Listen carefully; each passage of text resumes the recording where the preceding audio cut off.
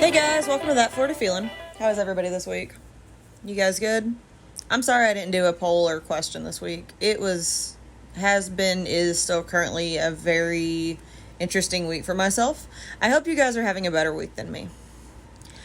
I want to say thank you to everybody who's interacted with the Facebook, Instagram, Twitter, TikTok, and any other part you've interacted with on social media. You guys are simply awesome. I also just realized I have a lot of social media for this podcast.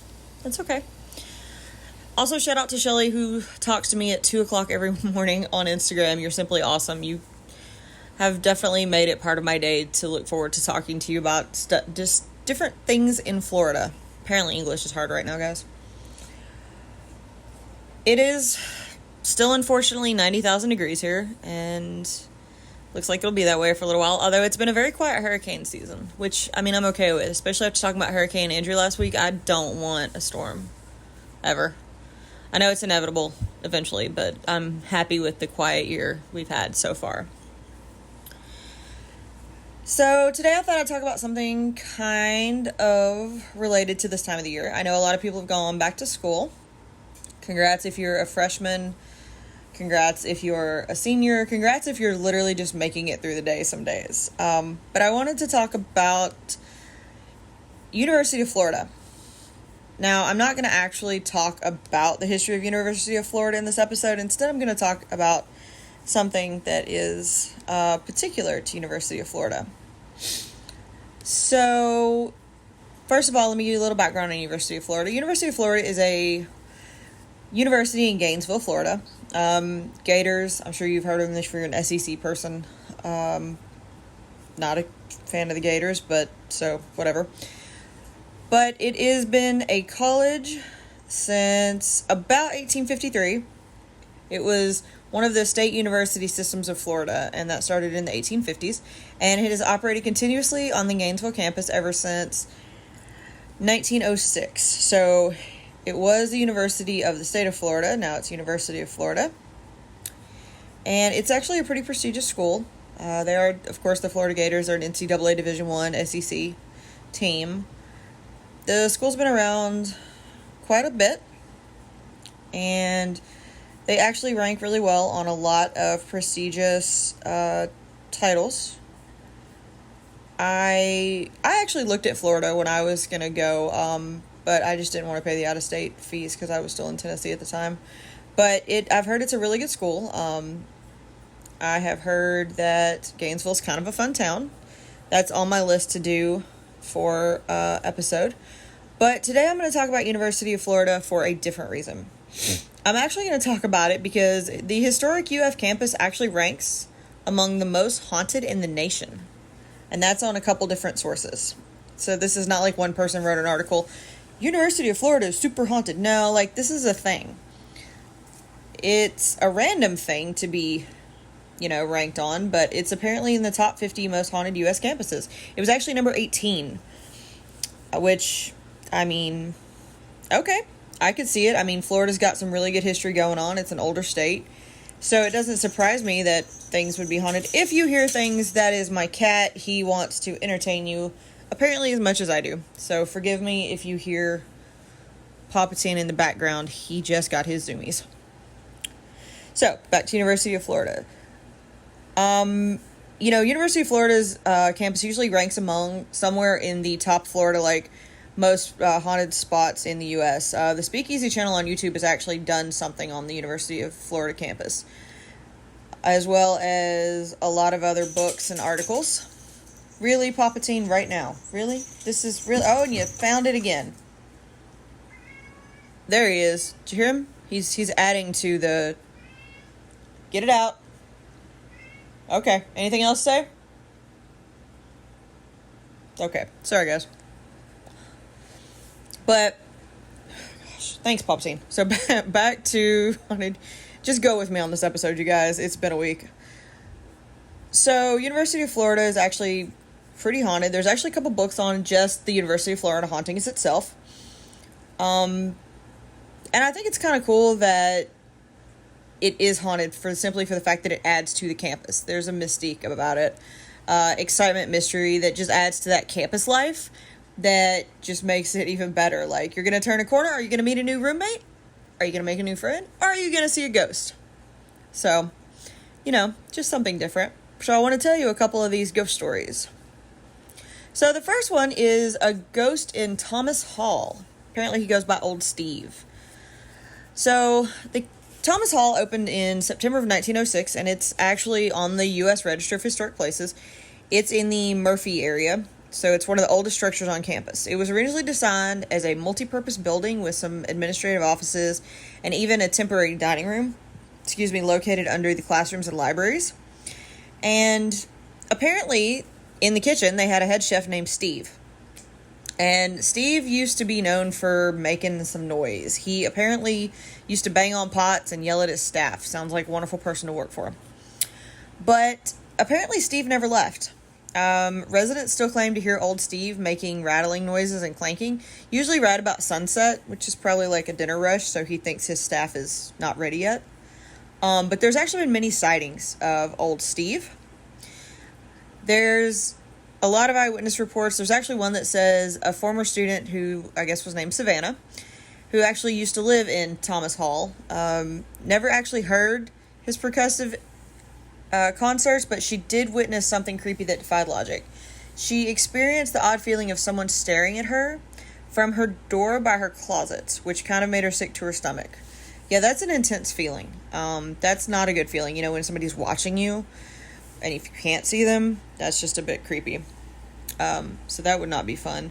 But, so they have a lot of spokespeople that actually have commented on this. And somebody actually commented that this may not be true. The ghost story was cooked up a long time ago by a former student who wanted to commemorate the man that they had befriended. And the clanking noises are actually the radiators because it's a 105-year-old building. So, believe what you want. I prefer to believe that there probably is really an old Steve, even if his name isn't Steve. And he probably still does walk those halls or makes noise because, college is supposed to be some of the best years of your life, and maybe he just didn't want to leave yet. That's what I choose to believe anyways. Another thing. Ghosts are things. No, they're not. So, Norman Hall. Apparently Norman Hall was located on the east side of campus, and it opened in 1934, so another old building, as the P.K. Young Laboratory School. And it was actually a K through 12 practice teaching center, so this was more for teaching students and giving, because now, if you become a teacher, you have to go out and you have to do practicums and you have to get your experience that way. This seems like a cool place where you actually just had it come to you and you got to teach there. Which, I would be all for that. Because, I know that some of my friends that became teachers, they would have to go, far away. I know, I went to MTSU, and one was all the way on the other side of Nashville, and they were not happy about that. So, I think it's pretty cool that they've got a practice teaching center on this or used to.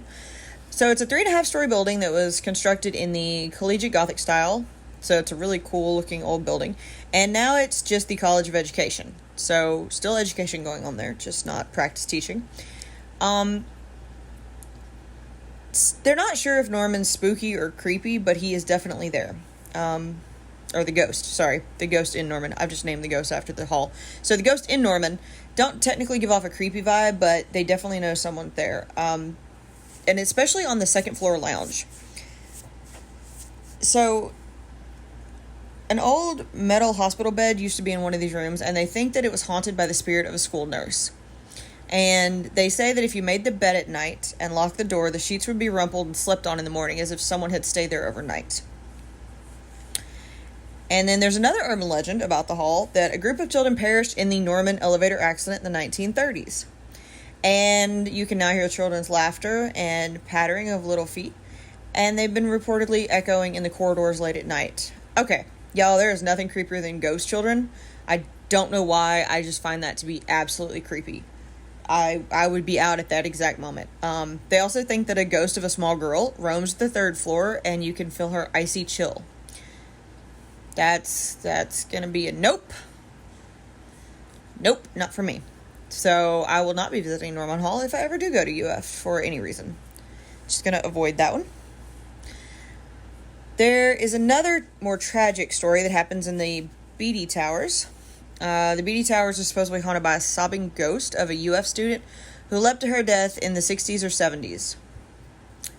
That's tragic. So, the Beatty Towers face US Route 441, and it's a twin 13-story dormitories. And they opened in 1967, and they're the only high-rises on campus. So if you're trying to figure out where it is, if you've seen the high-rises on campus, that's these towers. And the legend is that a student jumped. That's sad. Or they fell. They can't tell. But one version says that she fell into despair after her boyfriend found out she was pregnant, and he dumped her, and she just couldn't take it anymore. And the other one was she was high on LSD and either jumped or fell and then thought she could fly. Her ghost has been reportedly seen roaming through the corridors of both towers, some silent, some sobbing. She appears in mirrors and reputedly enters students' rooms just to move things around. It's also rumored that the tragedy inspired Tom Petty's lyrics American Girl in the 1970s. That's kind of cool. And there are suicides that have happened at the university. This one, they do really believe happened in the late 60s and early 70s. Unfortunately, UF does not keep a file on suicides, which is probably a good thing. So they're not really sure, what the actual date is. But, I mean, it's a legend now. It's a legend that goes around that campus. And even Tom Petty himself admitted that he believed in the myth and that was where he got the lyrics from. So, actually, he said he did, and then he recanted it. Okay, really, Tom Petty, make up your mind. He said that, I guess somebody asked him a question, and he said, yeah, sure, and then he came back and said, no, it's not true. So, now we don't know when this girl died, and apparently we also don't know why Tom Petty made up these lyrics. But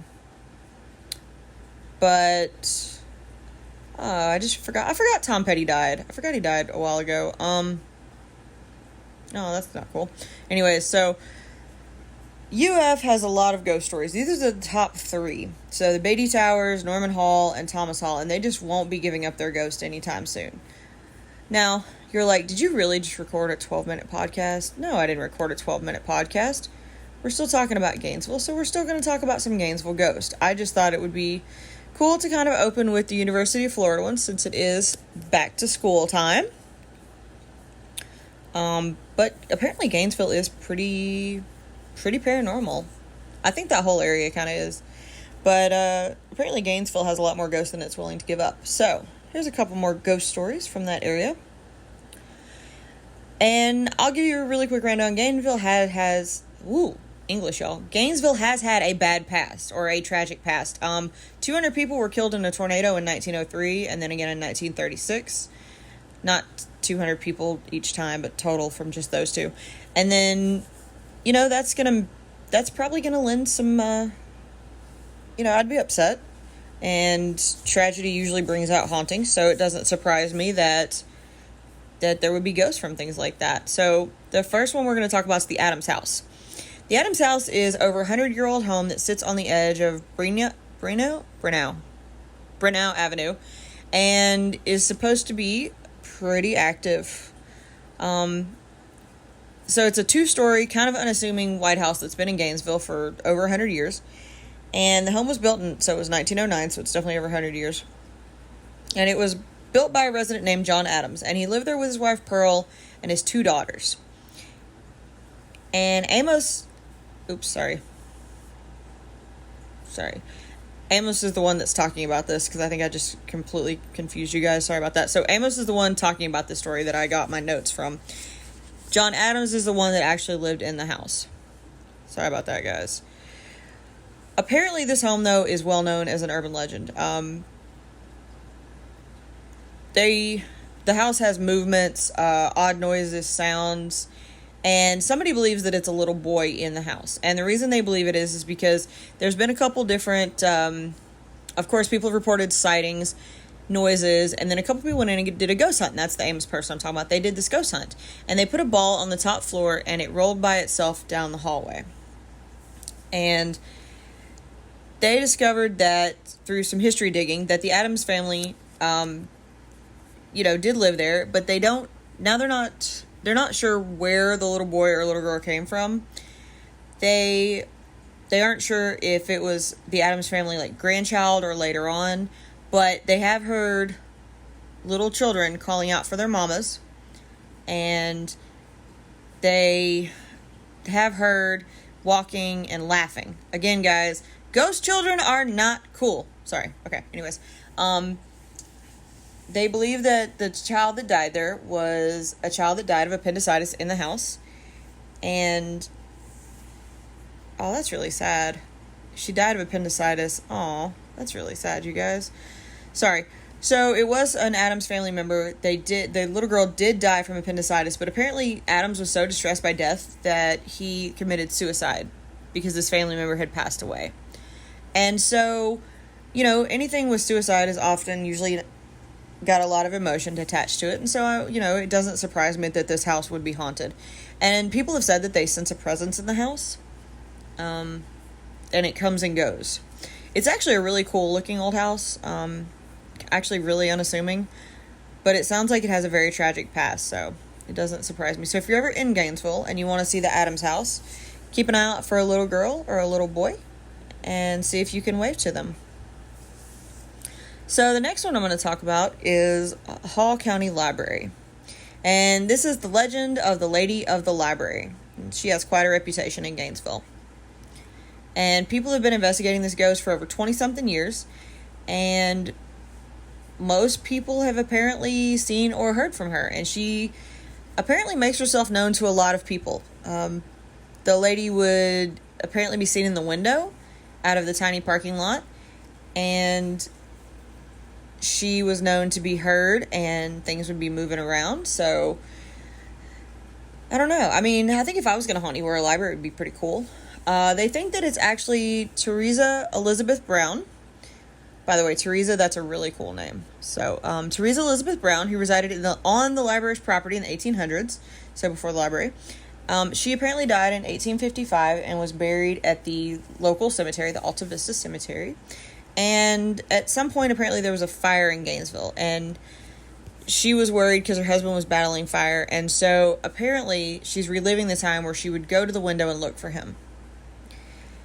And I think that's really cool. And they classify this as a residual haunting because it's like a videotape just playing an endless loop. They can hear the ghost, they can see the ghost, but the ghost doesn't interact with them. And a lot of people have seen her. She wears a long skirt and a blouse with slightly puffy sleeves, and it's just like she came out of the 1800s. And that's pretty cool, but she's not the only one at the library. They also think that a male ghost is on the grounds, and you can hear him whistling from time to time.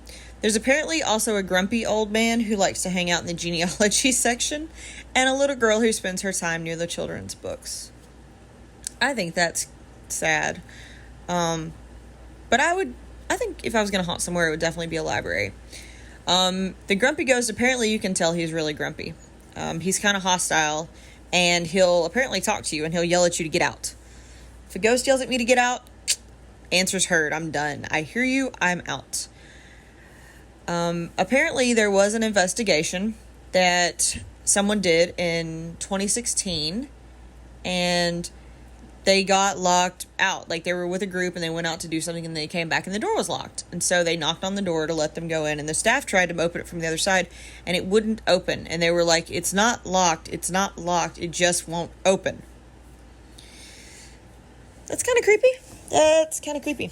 Apparently the door did finally open and she was able to rejoin her group, but still, that's probably got to be a pretty weird couple of minutes. So if you're ever near the Hall County Library, go say hi to Teresa, avoid the grumpy old man, and maybe look for the little girl and read her a book. Another place in Gainesville that's notoriously haunted is the Gainesville Cotton Mill. And the Cotton Mill is one of the city's most iconic historic buildings, so it's well known. And it's also apparently one of the most haunted. The reason for it being most haunted is because in 1903, a tornado struck the cotton mill and killed an unconfirmed amount of children workers. Now remember, this is before labor laws and things like that really existed. And yeah, apparently there were nearly 500 mill workers in the early 1900s, and the majority of them were children ages 8 to 16, and the tornado killed an unconfirmed amount. That's horrible. Now, the mill is located off Georgia Avenue, and it began operating in 1902, and the tornado hit in 1903, and it's apparently haunted because it was a hugely devastating tornado. It didn't just take out that, but it took out a couple other places in Gainesville. And they say that you can still hear heavy sliding across the 5th floor, which actually collapsed from the tornado, and then an echo of running feet. No doubt these children are trying to still get away. There is a confirmed reporting from one gentleman who worked at the building for 33 years that he went to fetch a chair, and he heard the elevator rising and then rapid footsteps walking towards him. He said he turned and the footsteps stopped. And so he went looking to see where the person had gone or who was with him. And he stepped into the aisle that was in front of the elevator, only to see a man that he had never seen before walk down the aisle towards him, reach a spot where the sunlight streamed in, and the man just vanished. Yep, that's kind of creepy. That is absolutely creepy. But the mill is still well known, and you can still see it to this day. It's actually a really cool old building. Ooh, that's creepy though. Just to see somebody disappear in front of you. I don't know how I'd feel about that. Alright. Another place in Gainesville is the Pierce Auditorium. And it's, let's see, where is it located? It's located on Brenau University's campus, and it's the Pierce Auditorium. And the ghost's name is Agnes. Agnes was a Brenau University student who unfortunately hanged herself on campus. There's a couple of different stories to this. Of course, every legend has a couple different variations. And they're not really sure the location of her death. Some say it was the oil lamp in her bedroom, a diving board off the pool, or the balcony of Pierce Auditorium, which could lend credence to why they think that Pierce Auditorium is haunted. And you know, it's been well documented and well known, and they've narrowed down the ghost identity to a girl named Agnes Galloway, and she was a student from North Carolina. So, oh, that's really sad. That's what they think the name is. Then, of course, you can't be sure. I mean, you can ask a ghost their name. If they answer you, I think I'd be more impressed. But the ghost apparently roams the auditorium. You can see her walking around on the stage. You can see her walking around backstage. And they've actually done some investigations at this auditorium, and they've gotten different audio. And, you know, Agnes is just one of the, you know, cast members in the play. But they usually see Agnes around midnight. Dark outside, obviously midnight. And they've actually done, like I said, a lot of investigations. And somebody apparently called out for Agnes, and they heard a clear, distinct what. So, that's creepy. Yeah. I don't know. Now I'm going to have to find the audio of this. That's kind of weird. Sorry, I was reading my side notes on it. So apparently they get a lot of audio, and sometimes they are friendly, sometimes they're not, sometimes they say what, and sometimes they hear them crying.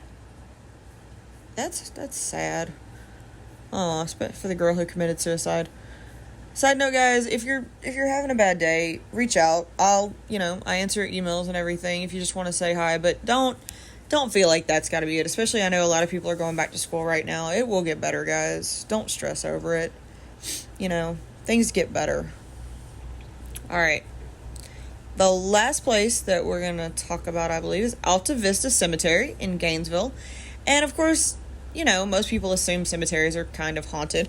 And, I mean, I'm sure that most of them are. Not everybody who dies obviously dies in a good or happy manner. So, it doesn't surprise me that there's a haunted cemetery. So, this cemetery actually is about 140 years old, And it includes graves and memorials for a lot of notable people. Revolutionary and Civil War people are buried here as well. Former governors, mayors, sheriffs, and police chiefs. So it's a well-known, well-respected cemetery. But apparently there's two ghosts that seem to be seen a lot here, and it's a bride and groom. One's dressed in black and the other's in a white dress with a veil. Although I do want to know something. Why is there always a woman in a white dress? Okay, if I die and haunt something, I'm going to be the woman in the green dress. Or the fluorescent pink dress. Sorry. You just always hear about the woman in the white dress. Okay, anyway, so the two ghosts. One dressed in a black suit and the other dressed in a white veil. And they hang out near a mausoleum. I mean, they're always together. They're always seen, you see one, you see the other. And, they just hang out and enjoy each other's company in the afterlife. They think that the groom is someone named Longstreet, but they're not sure who the woman is.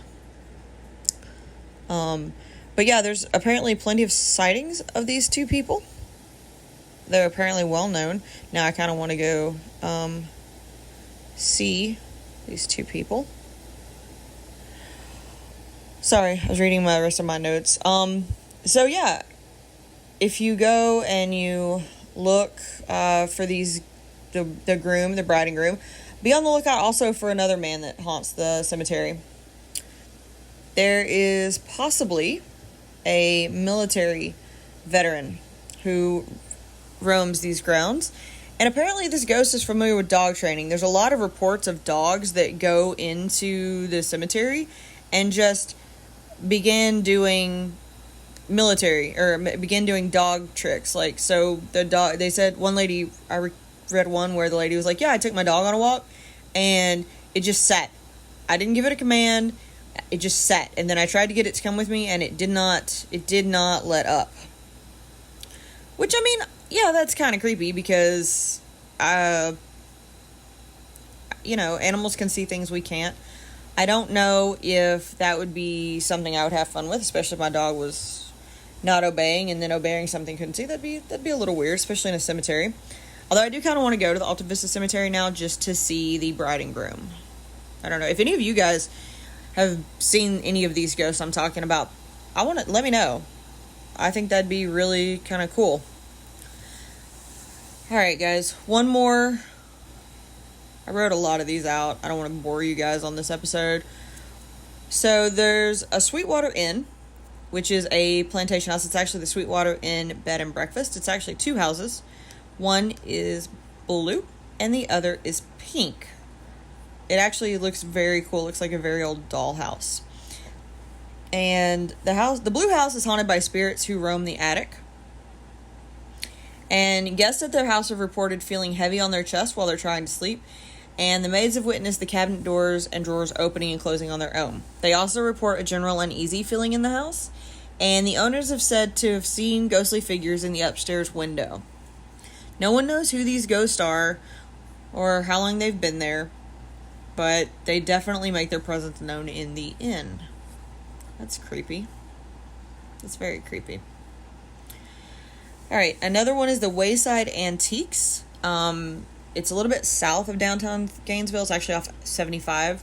But if you're into antiquing, the Wayside Antiques apparently has a super haunted history. Employees of the former store say that during opening and closing, they would hear an unseen person calling their name from the back of the store or hear people talking, so they would go check it out. There would be no one there. They also had an antique dresser in an upstairs showroom that used to be played with by a little girl. They would see her standing there, and the drawers would start to shake and open. They also said they felt a cold presence in the room and someone tugging on their pants. Maybe that dresser was that little girl's. Maybe that was her favorite piece of furniture when she was little. You never know. Yeah. Alright guys, I'll give you one more. And this is a sad one. The Purple Porpoise is actually the Gator City Sports Grill, but it was once the Purple Porpoise.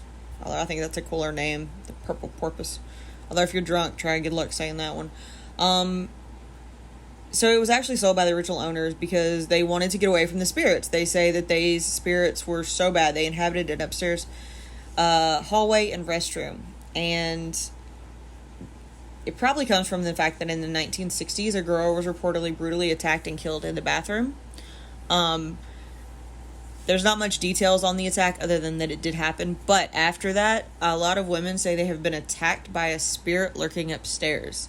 So, is it the attacker come back for more victims? Is it the woman trying to warn people off? We don't know. But if you ever go and you get to go to the Gator City... I want to see if it's still open. Gator... What is it called? Gator City Sports Grill. If it's still open... Let me see here. Nope, it also permanently closed.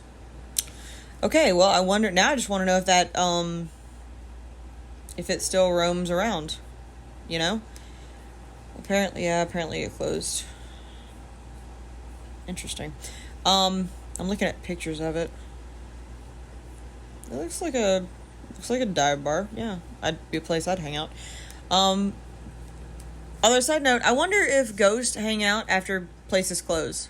I wonder if that ghost is still waiting on someone to attack the people upstairs near the bathroom, or if, you know, the Adams house, if those ghosts just wait on people to come into their house. I just wonder that. I know that's a weird question, but that's something I wonder, because I know that, like in St. Augustine, there's a lot of old buildings that are haunted, but they're empty, but the police will still get reports of people seeing people and things happening, alarms going off.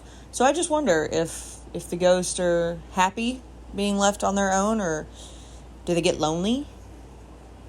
You know, I have those weird random questions. Maybe you guys do too.